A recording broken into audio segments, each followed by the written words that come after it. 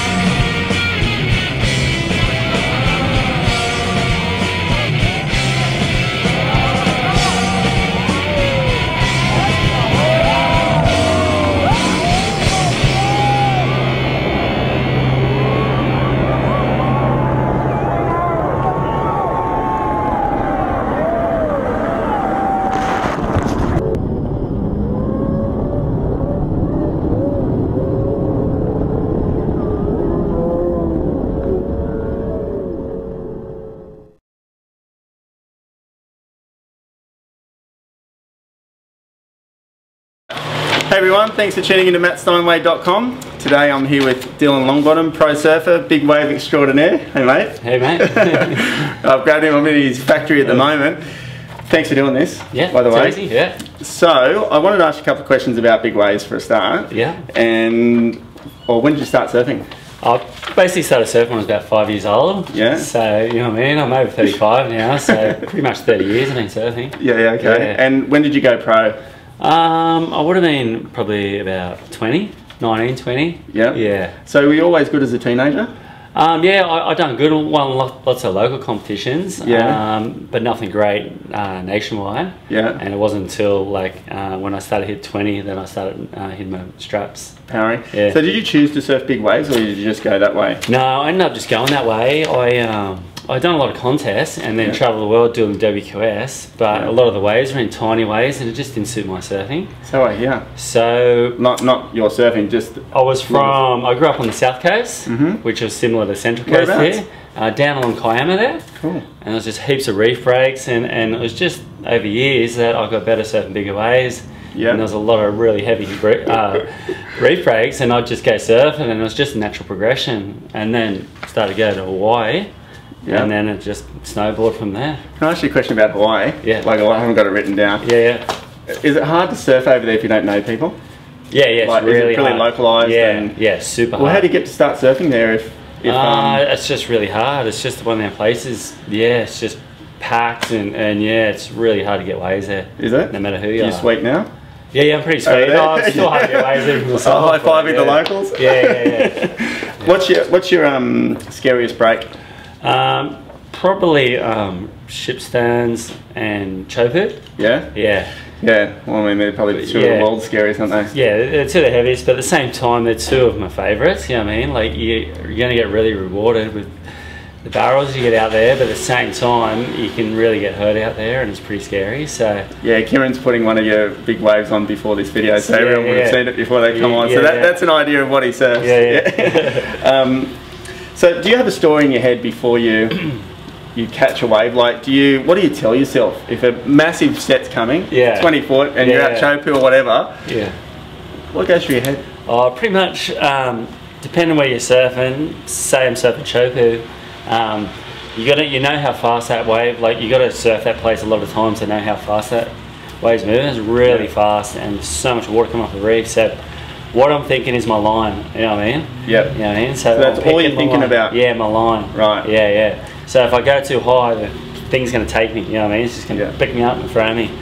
So I've dialed in, because I'm a shaper, I can dial in my boards and I know they're heavy enough, strong enough, and it's not going to let me down, you know what I mean? So I know my line I want, and that's what I'm thinking even before I get that wave. Do you ever doubt yourself? Like, do you ever think to yourself... The times I have, I've got worked.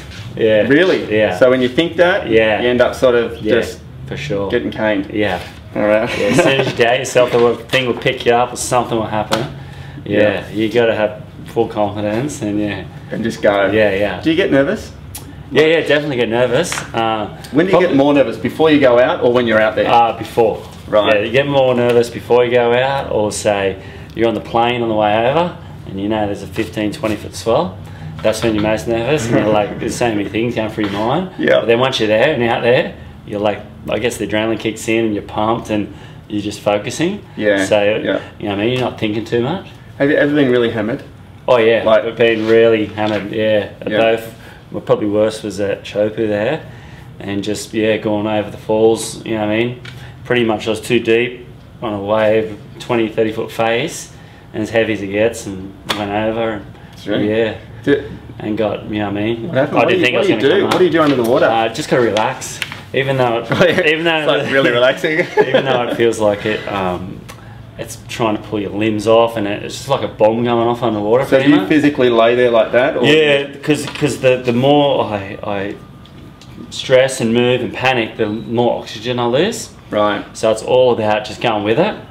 Yeah. It's just getting pumped, and even though it's like a bomb going off under there, and it's so loud, and just going. You got to just go with it and just chill under there. You know. Isn't it all reef underneath though? It's all reef, and you're praying you don't hit the reef too. Do you hit the reef? Yeah, you do hit the reef. Yeah. Yeah. Far out. Yeah, and you just wouldn't want it, because when you're rolling with it, you're going really high speeds too. So if you hit it hard or there's things sticking up, you're going to get really hurt.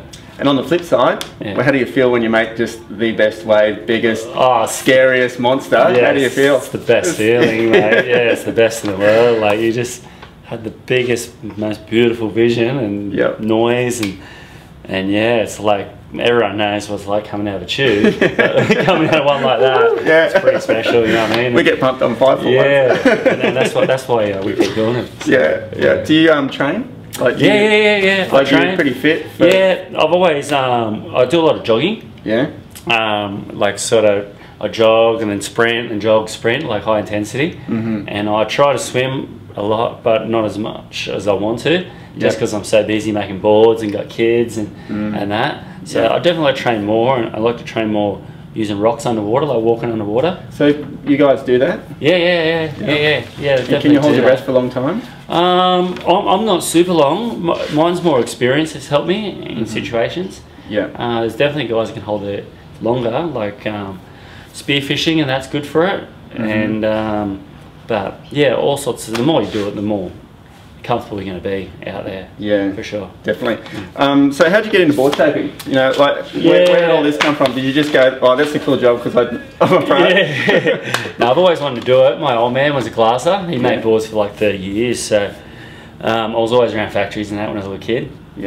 And then I went in the building trade when I finished school. In between, I was doing my surveying career, and I'd done that.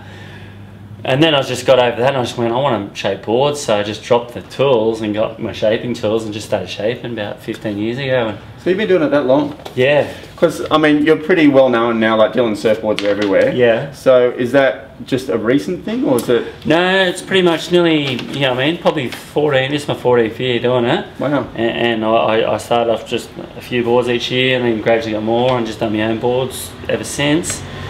And it's just, as I've toured the world and travelled with a lot of the pros too, they started riding my boards, and so I got a lot of feedback, and just from testing myself, and just it got better and better, you know what I mean? And, fantastic. Mate, they're great boards, all right. What's your favourite manoeuvre? Last question. I love doing airs, you know what I mean? Apart from pulling tubes, I love being in the air. Always have, so.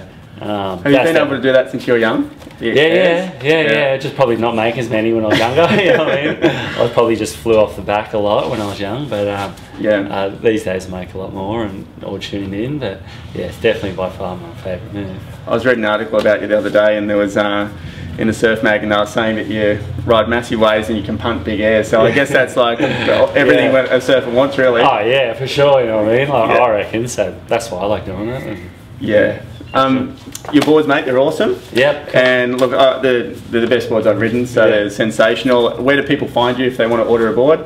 People find me just on the web's the best place, and email me at dylan@dylansurfboards.com.au. Excellent. We'll put a link underneath this video as well, so if you want to just yeah, get in contact with Dylan. I don't know, he might be too busy. He's so busy. But mate, I appreciate it. Thanks very much. Excellent. Thanks guys for tuning in. And look, if you have any questions for Dylan, maybe if you put them underneath on the posts, maybe he might answer them if he's got time. If not, I'll ask him and I'll put it down there myself. All right, thanks mate. No worries. Cheers. All right guys, see you later.